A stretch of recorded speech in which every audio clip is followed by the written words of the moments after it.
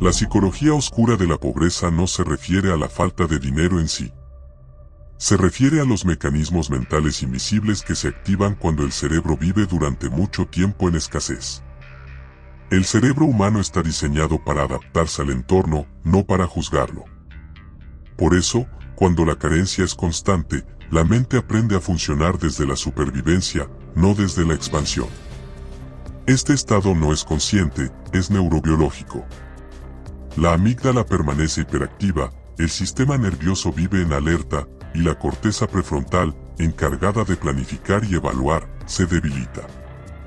Esto genera una forma de pensar que parece lógica desde dentro, pero que desde fuera resulta autodestructiva. La pobreza no solo limita recursos, limita la percepción del tiempo. Cuando una persona vive en escasez, su mente se ancla al presente inmediato. El futuro se siente abstracto e incierto. Por eso, decisiones que perjudican a largo plazo parecen razonables en el momento: gastar lo poco que se tiene para aliviar ansiedad, evitar aprender algo nuevo por miedo a fallar, desconfiar de cualquier cambio. La psicología oscura aparece cuando estos patrones se normalizan y se defienden como identidad. No tengo suerte, el sistema está en mi contra, así es la vida. Estas frases no son opiniones, son mecanismos de protección. El cerebro prefiere una historia triste pero coherente, antes que una posibilidad nueva pero incierta. Uno de los efectos más profundos es la indefensión aprendida. Después de múltiples intentos fallidos, la mente deja de intentar, no porque no pueda, sino porque anticipa dolor. Esto reduce la motivación, la energía y la creatividad. Otro efecto es la comparación constante. En contextos de pobreza, la comparación no inspira, amenaza. Ver el éxito ajeno activa sensaciones de injusticia o humillación silenciosa. El cuerpo reacciona como si perdiera estatus y seguridad. La psicología oscura también distorsiona la percepción del merecimiento. Muchas personas creen inconscientemente que no merecen estabilidad. Cuando algo bueno llega, se sabotea, no por falta de capacidad, sino por incoherencia interna. El cerebro busca volver a lo conocido, incluso si lo conocido duele. La pobreza crónica también altera la toma de decisiones. Estudios muestran que la escasez reduce el ancho de banda mental. Pensar en pagar cuentas ocupa espacio cognitivo, queda menos capacidad para pensar estratégicamente. Esto no es falta de inteligencia, es sobrecarga mental. Ejemplos comunes ayudan a verlo con claridad. Ejemplo 1. Recibir dinero extra y gastarlo de inmediato en algo no necesario para sentir alivio momentáneo. Esto sucede porque el cerebro percibe que el dinero es efímero, y que si no se disfruta ahora desaparecerá por una emergencia o una deuda. Esta urgencia biológica anula la capacidad de ahorro. Ejemplo 2. Rechazar oportunidades por desconfianza, aunque objetivamente sean favorables. La mente acostumbrada a la carencia desarrolla un sesgo de sospecha extremo, interpretando cualquier oferta de ayuda o crecimiento como una posible estafa o una trampa que traerá más dolor. Ejemplo 3. Sentir culpa al descansar o disfrutar sin haber sufrido antes. Existe una creencia profunda de que el bienestar solo es legítimo si viene después de un sacrificio extenuante, lo que impide optimizar procesos y buscar la eficiencia. Ejemplo 4. Criticar a quien progresa como forma de proteger la propia identidad.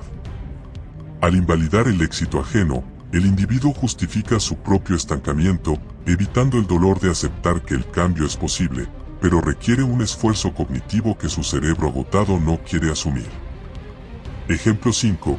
Evitar revisar finanzas para no enfrentar ansiedad. Este comportamiento de avestruz perpetúa el descontrol. El cerebro prefiere la incertidumbre vaga al dolor punzante de un número negativo en la pantalla. Ejemplo 6. Elegir siempre lo más barato, aunque genere más gasto después. Es la trampa de la obsolescencia inmediata, donde la incapacidad de invertir hoy condena a pagar reparaciones y reemplazos constantes mañana. Comprender esto no busca justificar, busca explicar. Porque lo que se entiende se puede transformar. La salida no es motivación vacía, es reentrenamiento del sistema nervioso. Aquí entran los ejercicios diarios. Ejercicio 1. Regulación del cuerpo. Dedica unos minutos a respirar lento antes de pensar en dinero. Un cuerpo calmado permite decisiones más claras. La respiración profunda desactiva la respuesta de lucha o huida de la amígdala, permitiendo que la corteza prefrontal retome el mando. Repite esto cada vez que sientas que el pecho se cierra al mirar un precio. Ejercicio 2. Microplaneación. Planifica solo el siguiente paso, no el futuro completo. El cerebro bajo estrés se bloquea ante planes de 10 años, pero puede manejar las próximas 24 horas. Esto reduce la amenaza percibida y fortalece la confianza mediante pequeñas victorias acumulativas. Ejercicio 3. Lenguaje consciente. Detecta frases automáticas de carencia y reformúlalas en lenguaje descriptivo, no positivo. El cerebro rechaza el positivismo falso, pero acepta descripciones técnicas. Cambia "no puedo por aún no he diseñado el sistema para manejar este gasto". Esto le da al cerebro una tarea de ingeniería en lugar de una sentencia de muerte. Ejercicio 4. Exposición gradual al control. Revisa tus números en pequeños bloques de tiempo, 5 minutos cada mañana. No busques solución inmediata, solo familiaridad. El objetivo es que el dinero deje de ser un depredador en tu mente y se convierta en una herramienta neutra que puedes observar sin entrar en pánico. Ejercicio 5. Gratificación diferida consciente. Pospone una compra pequeña, aunque puedas hacerla. Espera 48 horas. Esto no es por el dinero en sí, sino por el entrenamiento de tus lóbulos frontales. Estás enseñando a tus circuitos de recompensa que tú tienes el control sobre el impulso. Ejercicio 6. Registro de coherencia. Cada día reconoce una acción alineada con estabilidad, por pequeña que sea, como haber comparado 2 precios o haber evitado una queja. Esto construye una identidad nueva basada en la agencia personal y no en la victimización del entorno. Ejercicio 7. Auditoría de la envidia. Cuando veas a alguien con abundancia, detente y analiza qué rasgo técnico de su comportamiento puedes modelar. Esto transforma la envidia en una clase maestra gratuita para tu cerebro. Ejercicio 8. Visualización de escenarios seguros. Imagina durante 5 minutos una realidad donde tus necesidades básicas están cubiertas. Permite que tu sistema nervioso experimente la sensación de paz. Esto crea una nueva línea base de normalidad que tu mente buscará replicar en la realidad. Junto a estos ejercicios hay consejos que sostienen el proceso. 1. No luches contra tus pensamientos de carencia, obsérvalos como si fueran nubes pasando. Son solo ecos de un pasado que ya no necesitas. 2. Separa tu historia de tu potencial.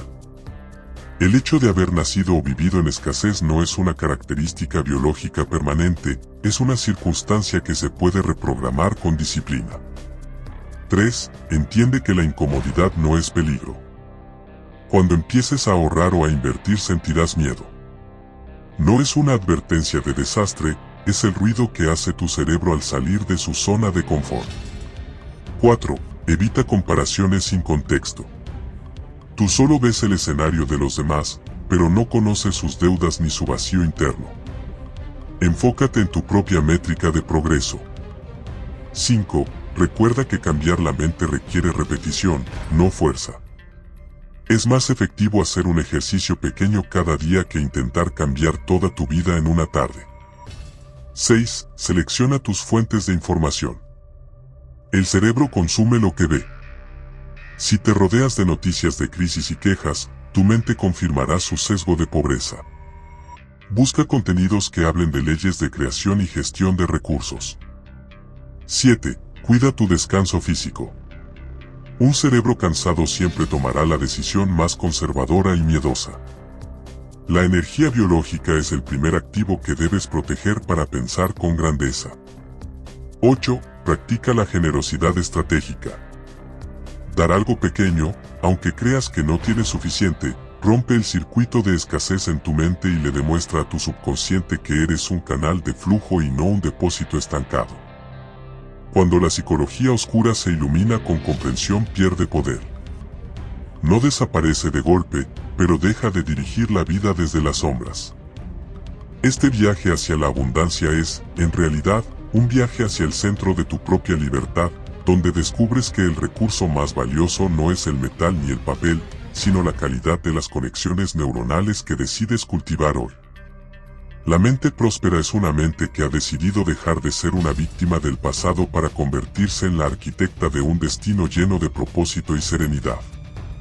Cada decisión consciente que tomas es un voto por la persona en la que te estás convirtiendo. No permitas que los fantasmas de la carencia antigua saboteen tu derecho natural a la expansión. Mantén la guardia alta frente a la queja y el corazón abierto hacia el aprendizaje continuo, porque el mundo está esperando tu mejor versión, esa que ya no tiene miedo de brillar ni de poseer las herramientas para cambiar su entorno. Este es un proceso de refinamiento constante donde cada día cuenta y cada pensamiento importa. Conforme integres estos ejercicios, notarás cómo la realidad exterior empieza a alinearse con tu nueva coherencia interna, dándote pruebas de que el cambio es real y permanente. No te detengas ante los obstáculos momentáneos, son solo pruebas de resistencia para tu nueva estructura de pensamiento. La profundidad de tu transformación será la medida de tu futura paz financiera y emocional. Confía en el proceso y en la capacidad infinita de tu cerebro para rediseñarse, pues la libertad no es un destino, sino la forma en que decides caminar cada mañana hacia tus objetivos más elevados. Nos vemos en el próximo episodio.